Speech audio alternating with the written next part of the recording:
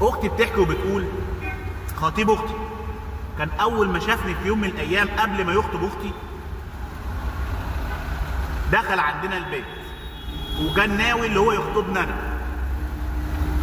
بعد كلام حب كتير، بعد اهتمام كتير معاه، اول ما دخل بيتنا اعجب باختي وكنت مستنياه اللي هو يجي يتقدم لي، وكنت فرحانه وكنت مشيكه وكنت مظبطه والدنيا حلوه وبلوزه خالص. واتفاجئت اللي هو ما بيكلمهاش ولا اي حاجه، هو قال انا جاي اخطب اختك. اصطدمت، تعبت، اتخنقت، زهقت من الحياه كلها ومن كلمه بحبك ومن كلمه كل كلمه قالها كذب في كذب. وفي الاخر بعد ما جه عشان يتقدم لنا اعجب باختي.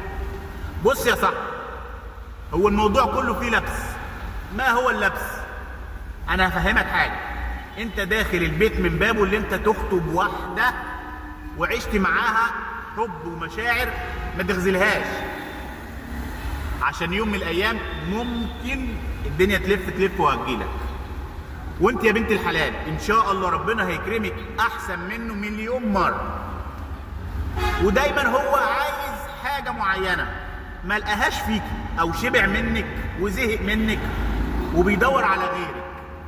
ممكن يكون فتره وهيرجع لك تاني، بس انا بنصحك، يعني بنصحك اللي انت لو هو جه كلمك ولا همس ولا قال كلمه ما تعبروش ولا تكلميه، عشان ما يبقاش خيانه واختك تزعل منك. بالرغم ان اختك رضيت على الموضوع واكيد انت معرفه اختك، اكيد يعني ما اظنش اي واحده هتحب واحد من غير ما تقول له اختها، يعني حاجه اساسيه. هو الله يسهل له وانت ربنا ان شاء الله يكرمك بحد احسن منه، بس اختاري صح. احلى مسا عليك.